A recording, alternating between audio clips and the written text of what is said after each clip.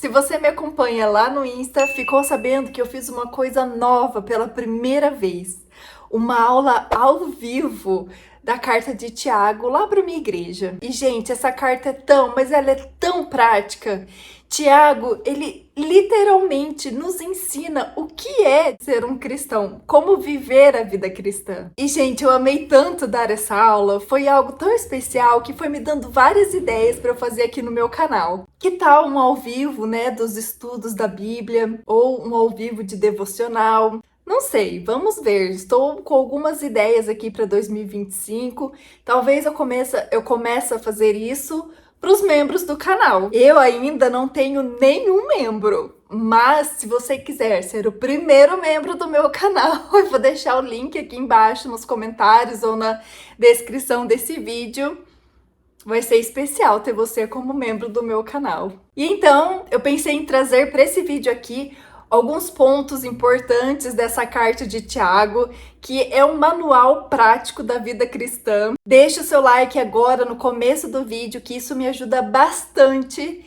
E veja se você está inscrito, tá? Tem muita gente que comenta, que fala que meus vídeos estão abençoando e não estão inscritos, hein? Então veja se você está inscrito, se não tiver, se inscreva, deixa o seu comentário. Vai interagindo comigo durante o vídeo, porque eu amo essa interação, eu amo responder vocês, conversar com vocês aqui nos comentários. Me ajude aí a crescer aqui no YouTube. Então, agora eu te convido a pegar a tua Bíblia. Pega lá a sua Bíblia enquanto eu tomo um cafezinho aqui. Pegue também um papel e uma caneta para você ir anotando. Vou falar muitas coisas preciosas, então você já vai anotando na sua Bíblia, já vai fazendo uma anotação no seu bloco de anotações, que vai ser bem precioso para você.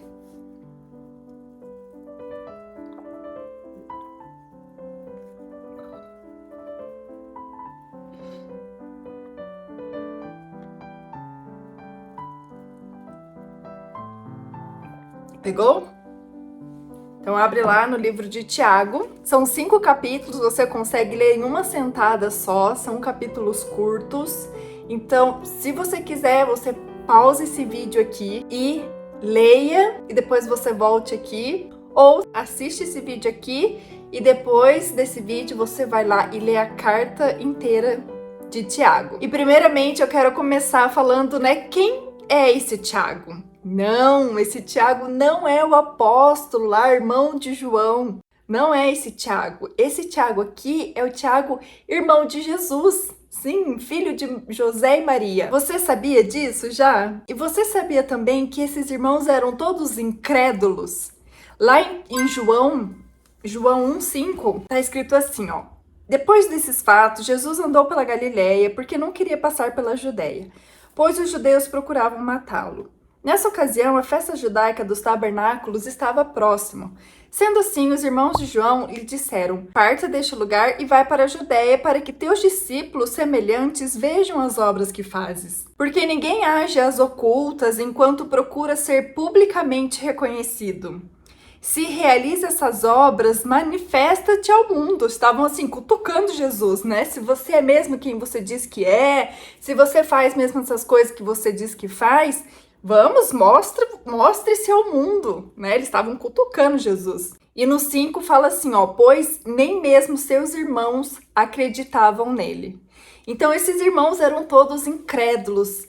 Mas algo incrível aconteceu. Depois da morte e ressurreição de Jesus, eles reconheceram que Jesus era o Filho de Deus, era o Salvador. E ele veio a se tornar um grande líder da Igreja de Jerusalém. E ele começa essa carta nos ensinando algo sensacional. Então, o primeiro ponto aqui que ele começa a falar sobre como a gente deve passar pelas tribulações. Como nós devemos passar pelas dificuldades dessa vida. E por que nós temos que passar por essas provações, por esses problemas, né, por essas dificuldades? Nós precisamos passar para o nosso caráter ser aprovado, para que a gente aprenda a viver de forma madura, a viver dependentes do Espírito Santo. Mas o que acontece, né, quando a gente passa pela provação? Ai, Senhor, por que é que estou passando por essa provação? Minha vida parece que é uma eterna provação. A gente sempre reclama, né, quando tá passando pela prova, pela aprovação. Então, vamos combinar aqui uma coisa, tá? Depois desse vídeo, você, quando estiver passando por alguma aprovação, ou se você está passando neste momento por uma provação, tenha isso em mente, que você está passando por isso para ter um caráter aprovado. Você vai ser aprovado, né, nesse teste? Pense nisso. E enche o seu coração de gratidão, porque é uma oportunidade que você está tendo de aperfeiçoar o seu caráter, de ficar mais cheio de Deus, de ficar mais parecido com Deus. E você só consegue passar por essa provação, passar por essa fase sem murmurar, com a ajuda do Espírito Santo, com sabedoria. Então ele fala, né? Se você não tem sabedoria, peça. Peça por sabedoria que eu te dou livremente. Só com a sabedoria que nós vamos conseguir passar por essa provação com alegria, né? Sem murmuração. Transformar a murmuração em alegria no sofrimento é somente com sabedoria. Quando o Espírito Santo está dirigindo a nossa vida. Precisamos de sabedoria para entender por que estamos vivendo esse processo. Qual é o ensinamento que o Senhor quer nos dar neste momento, nessa provação? As provações são ótimas oportunidades de você perguntar, Senhor, o que é que você quer que eu aprenda? Né? O que eu estou precisando aprender? Por que estou passando por essa provação? Qual o propósito disso? Como eu posso me aperfeiçoar através dessa fase da minha vida? Com isso, as coisas ficam mais leves e nós conseguimos, né, de forma intencional, passar por este momento com alegria, com gratidão no coração, porque sabemos que estamos sendo aperfeiçoados. E lá nos versos 9 ao 11, ele vai nos ensinar a não nos apegarmos às coisas materiais. Do 12 ao 15, ele nos ensina sobre a diferença de tentação e provação. Você sabe qual é a diferença desses dois? A tentação, ela vem da carne para o nosso mal, para nos destruir.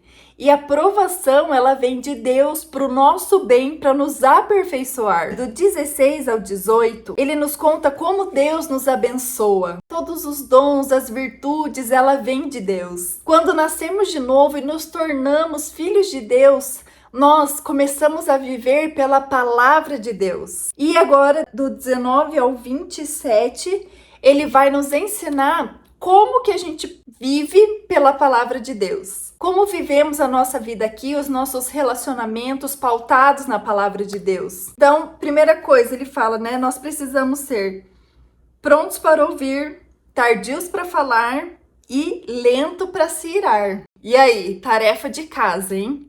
Refletir sobre seu comportamento, né, dentro de casa, com as pessoas que nós temos mais intimidades, que normalmente a gente mostra quem nós realmente somos. E como está sendo o seu comportamento em casa? Você é precipitado ao falar? Levanta a voz? Tem o estopim curto? Por tudo fica irritado? Tudo te tira do sério? Então, como resolver essas questões? Como resolver esse problema? Não tem outro jeito, a não ser você estar plantado na palavra. Você ler a palavra, você meditar na palavra, porque a palavra de Deus nos ensina como caminhar. Como será a nossa vida depois que nós entregamos a nossa vida para Jesus?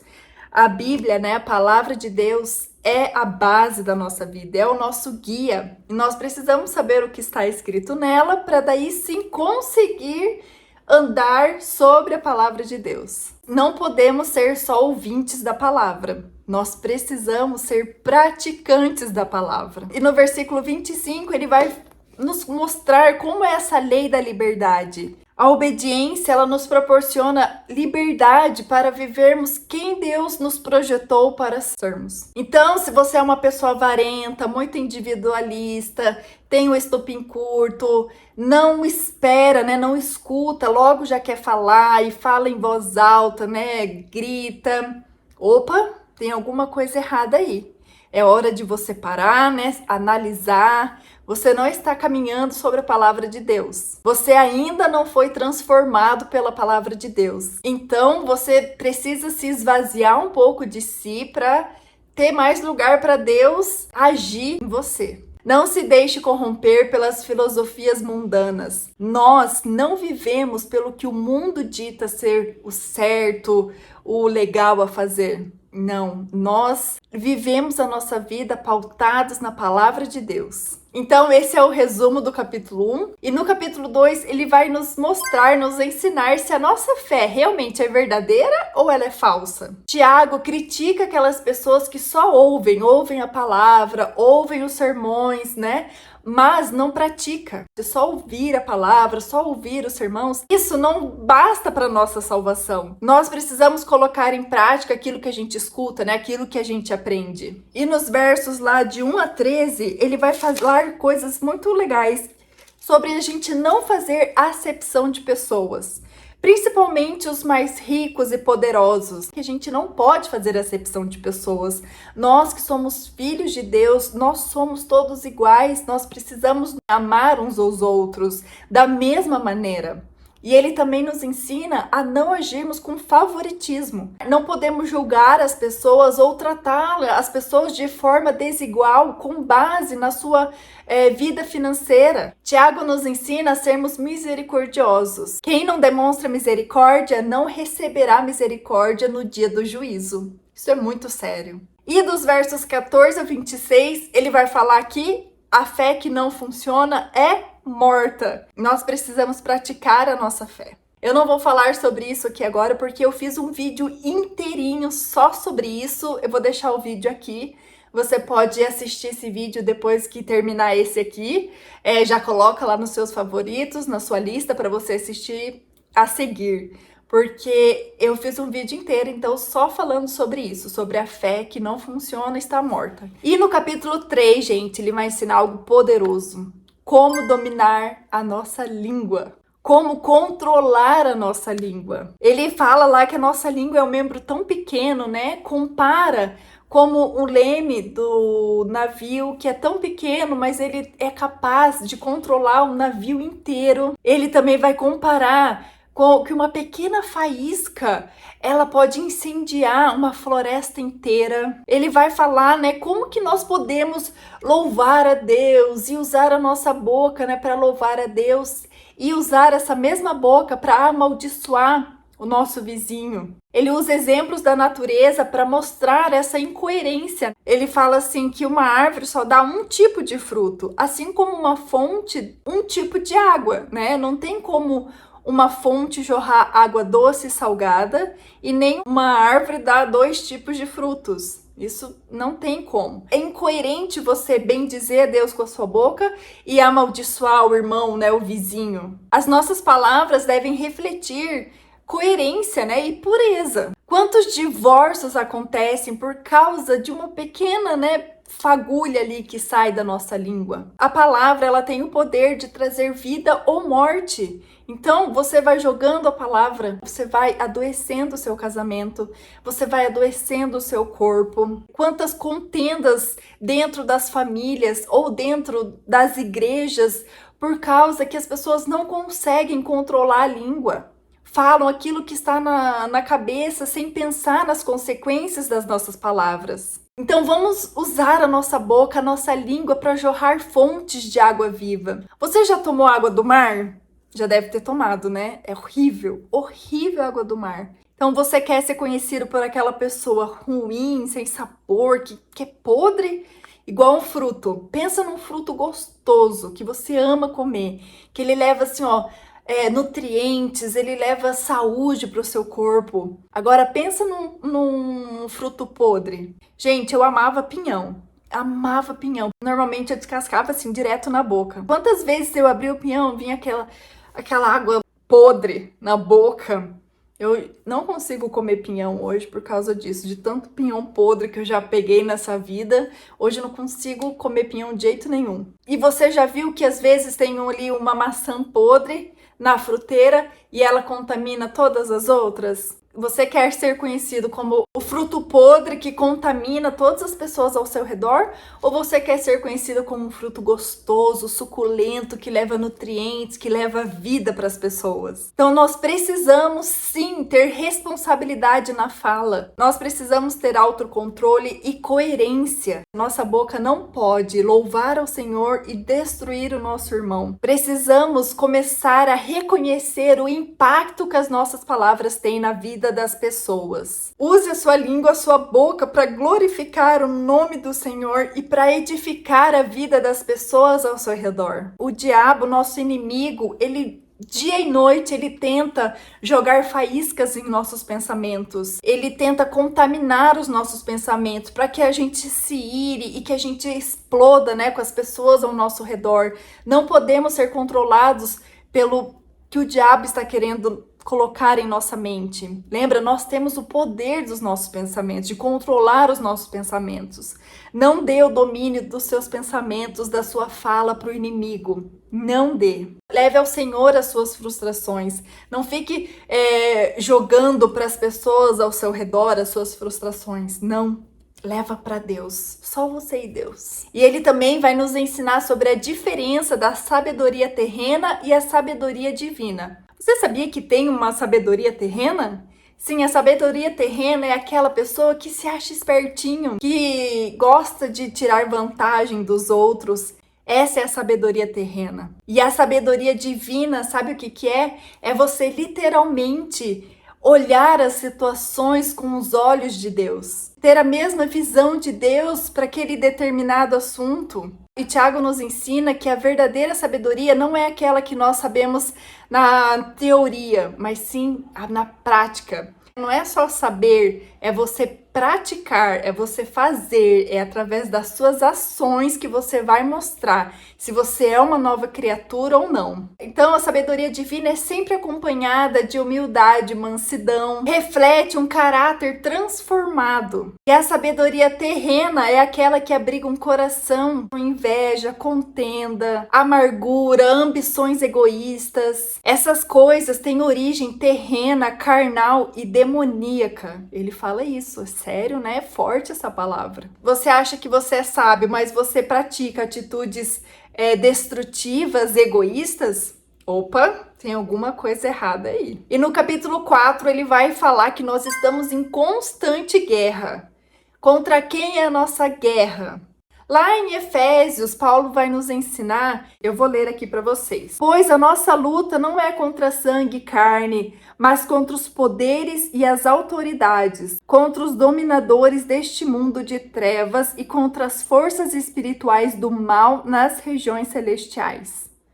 Mas Tiago aqui, ele vai contar aqui para nós, nossa maior guerra é contra nós mesmos. A raiz dos conflitos, dos desejos egoístas está em nós mesmos. E nós não temos as coisas que pedimos. Lembra que ele fala assim, pede, mas não recebe porque pede mal, ou pede por razões egoístas. E é justamente por isso, porque o nosso coração, ele é corrompido. O foco está nas coisas materiais, nos desejos deste mundo, né? Para os nossos próprios prazeres. Pedimos com motivação errada porque o nosso coração está errado. Então, é um chamado para a gente começar a fazer pedidos eternos. Você sabe o que é pedidos eternos? Eu fiz um vídeo também só sobre isso. Não só sobre isso, mas falo muito sobre isso nesse vídeo aqui. Eu vou deixar também no final do vídeo, depois que você assistir o vídeo da fé, né, que não funciona, está morta, você assiste esse aqui. Experimente pedir unção e poder de Deus. Experimente pedir assim, Senhor, eu quero o que o Senhor quer. Me inclua nos seus planos. Coloque no meu coração a sua vontade. Eu quero fazer aquilo que o Senhor quer que eu faça. Mas não, né? A gente quer pedir e presta atenção. Às vezes a gente até pede essas coisas, né? Os pedidos eternos com a motivação errada, né? Para esbanjar, para mostrar que somos mais intelectuais. Mas se engana quem faz isso, porque ele conhece o nosso coração mais do que nós mesmos. Então, ele não vai te dar.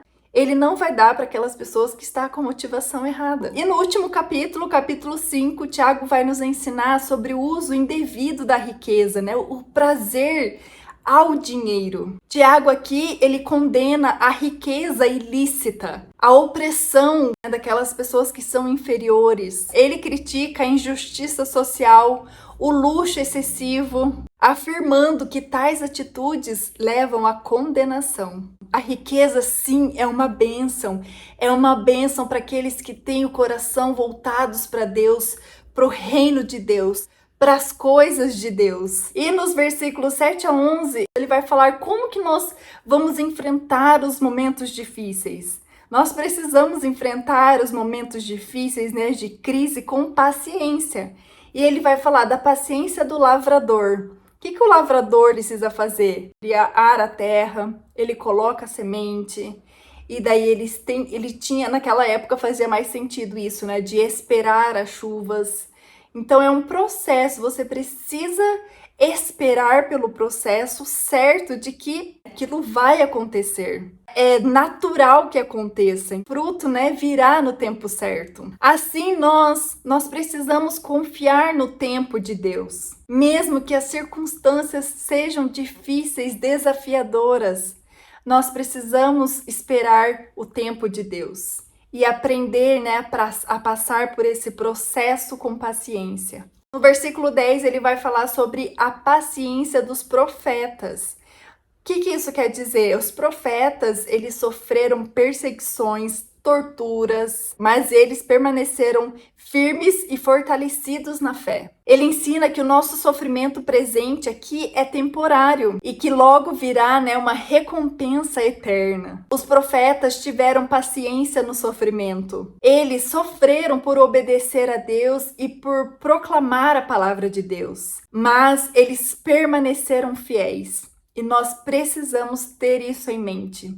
Nós precisamos saber que às vezes passaremos sim por sofrimento, mas nós precisamos permanecer fiel a Deus. No verso 11, ele vai falar sobre a paciência de Jó, para a gente passar por esse processo como Jó passou. Jó não se rebelou para Deus, ele esperou pacientemente em Deus. E quando você lê a história de Jó, você percebe 3 coisas. Ele perguntou, ele se queixou e ele se defendeu. Então, nós podemos sim levar os nossos questionamentos a Deus, mas sem rebelião, né? Com um coração ensinável, né? Por que eu estou passando por isso? É você não se rebelar a Deus, mas sim esperar pacientemente em Deus. No versículo 12, ele fala algo muito importante. Seja sim o seu sim e não o seu não. O que isso quer dizer? Que as nossas palavras, elas devem ser confiáveis. E nos versos 13 a 20, ele vai falar sobre o poder da nossa oração. Ele vai nos ensinar a orarmos por quem está sofrendo, a orarmos pelos doentes, para quem está necessitado, né, de saúde. Ele vai nos ensinar a orar para aqueles que estão desviados. E nos versículos ali no final do 16, do 17 e do 18, e o que ele nos ensina, né? Que a oração de um justo, ela é poderosa e eficaz. E ele dá o exemplo de Elias. Elias era muito especial, viu? Ó, ele orou pelo filho da viúva de Naim para ressuscitar, e ele ressuscitou. Ele orou para que caísse fogo do céu, e caiu fogo do céu. Ele orou para que parasse de chover e parou de chover por 3 anos. E depois ele orou para que a chuva viesse, né? Para que chovesse e choveu. Pensa numa pessoa que tinha o poder de Deus. Era Elias. E olha só o que ele fala aqui, ó. Elias era uma pessoa frágil, como nós. Em outras versões, ele vai falar que ele era como nós, que ele tinha os mesmos desejos, as mesmas fraquezas que nós temos. Mas ele era um homem justo. O que significa isso? Um homem justificado. Ele entregou a vida para o Senhor e ele começou a viver pela palavra de Deus. Então, se você é uma pessoa justificada, Deus colocou em suas mãos uma fonte inesgotável de poder, que é a sua oração. Gente, era isso que eu tinha para compartilhar com vocês hoje. Esse foi um resumão do livro de Tiago, da carta de Tiago. Se você chegou até aqui, muito obrigado por estar comigo aqui. Se você foi abençoado com esse ensinamento, deixa o seu like para mim. Veja se você já se inscreveu. Se não se inscreveu, se inscreva. E também comente, deixa um emoji, qualquer coisa. Me ajude a crescer aqui no YouTube, me ajude a Que essa palavra chegue em mais pessoas, para que mais pessoas possam ser transformadas e vivam, né, uma vida com Deus. Deus abençoe grandemente a sua vida. Muito obrigada, gente, por tudo. E eu vejo você no próximo vídeo, se Deus quiser. Bye!